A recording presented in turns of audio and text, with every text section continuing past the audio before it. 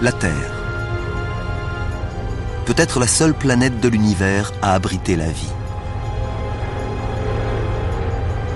Mais pourquoi est-elle si extraordinaire? Les réponses sont enfouies dans les profondeurs de son passé. Pour en savoir davantage, il nous faut remonter le temps, à l'époque des premiers humains.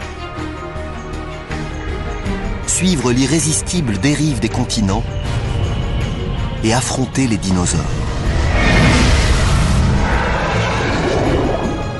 Nous allons plonger dans des océans remplis d'étranges créatures. Endurer le froid intense des périodes glaciaires. Et subir les attaques effrénées de projectiles cosmiques. Nous devrons voyager à travers le temps pour remonter jusqu'à l'origine même de la Terre.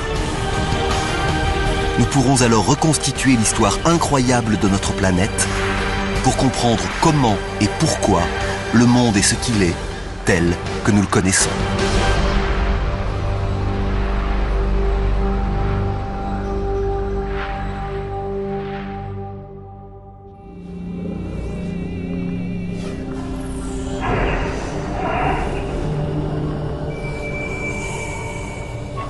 Notre voyage débute il y a environ 5 milliards d'années.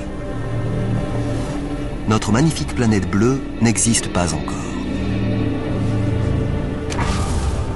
Seule une jeune étoile, le Soleil, trône au milieu d'un nuage de poussière cosmique. Nous sommes arrivés trop tôt, la Terre n'est pas encore formée.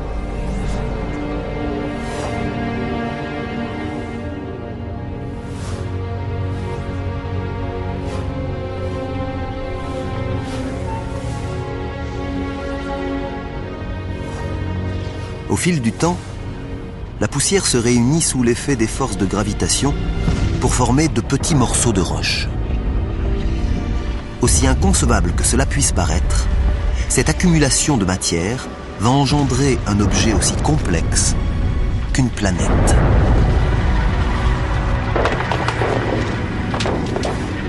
En l'espace de plusieurs millions d'années, la gravitation va poursuivre son œuvre pour donner naissance à la Terre. Une planète parmi tant d'autres qui orbite autour du Soleil.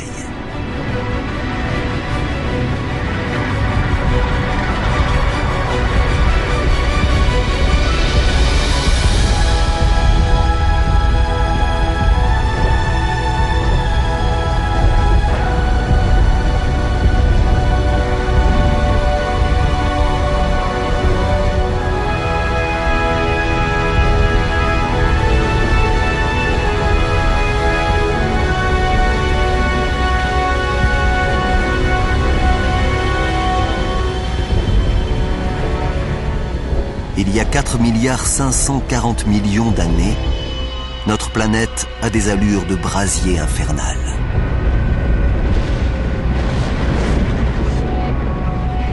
Il règne une température de plus de 1200 degrés. Il n'y a pas d'air, seulement du gaz carbonique, de l'azote et de la vapeur d'eau. Aucun organisme ne pourrait résister.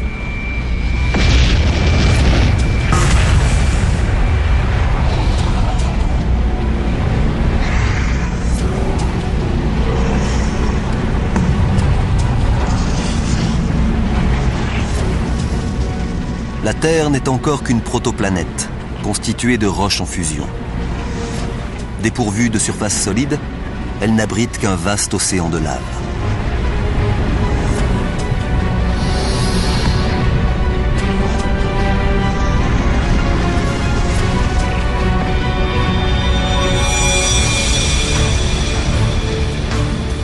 Une jeune planète baptisée Theia se dirige droit sur nous. Elle a la taille de Mars et se déplace à près de 15 km/s, 20 fois plus vite qu'une balle de revolver.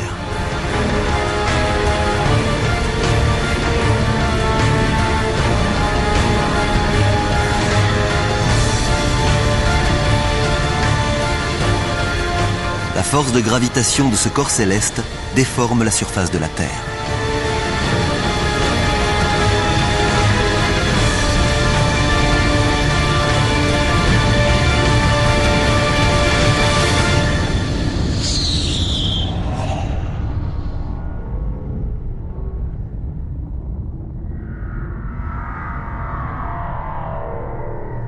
l'onde de choc est phénoménale. Les deux corps sont comme liquéfiés sous l'impact. Ils éjectent des milliards de tonnes de matière dans l'espace.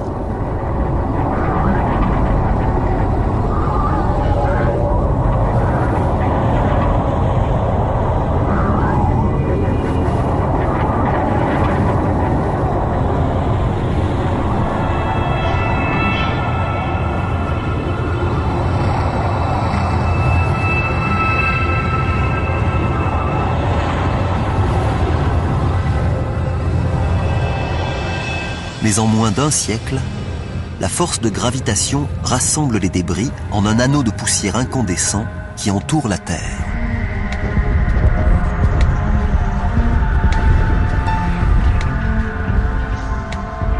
La solidification des fragments de roche en fusion forme alors un ensemble de 3500 km de diamètre.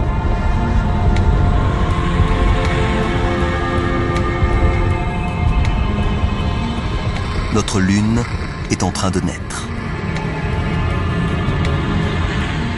Elle gravite bien plus près de la Terre qu'aujourd'hui, à peine 22 000 km au lieu des 400 000 actuels.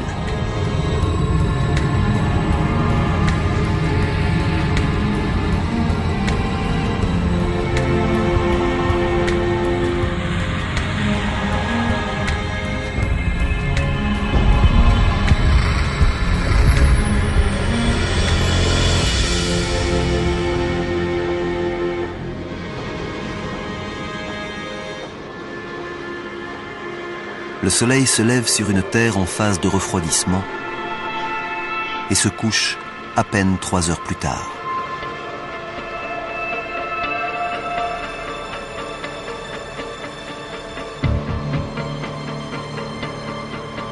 L'impact a accéléré la rotation de la Terre.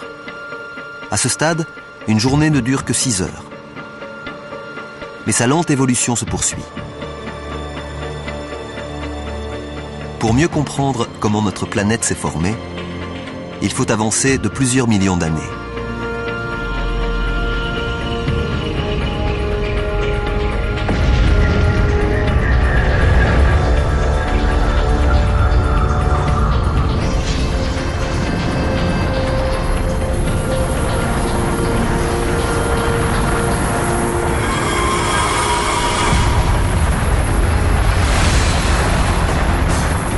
Une pluie de météorites.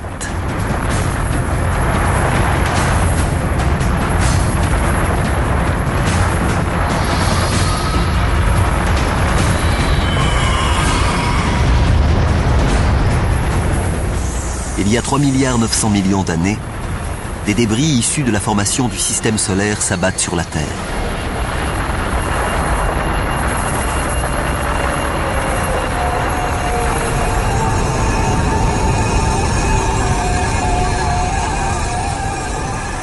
Observons ces minéraux étranges au cœur des météorites. Ils ressemblent à des cristaux de sel, le même que l'on saupoudre sur nos aliments. Chacun d'entre eux renferme de minuscules gouttelettes d'eau.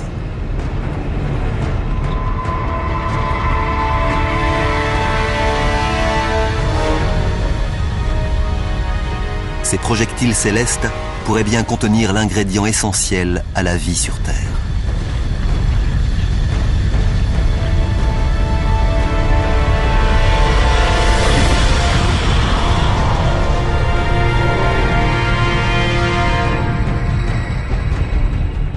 Chaque météorite ne contient qu'une quantité infime d'eau. Mais il s'agit d'un bombardement qui va durer 20 millions d'années.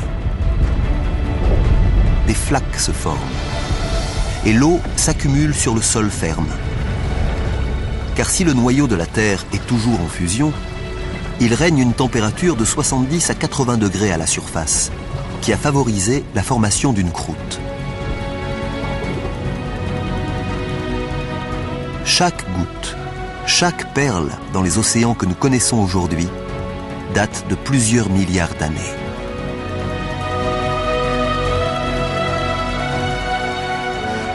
Elles ont parcouru des millions de kilomètres avant d'atteindre la Terre.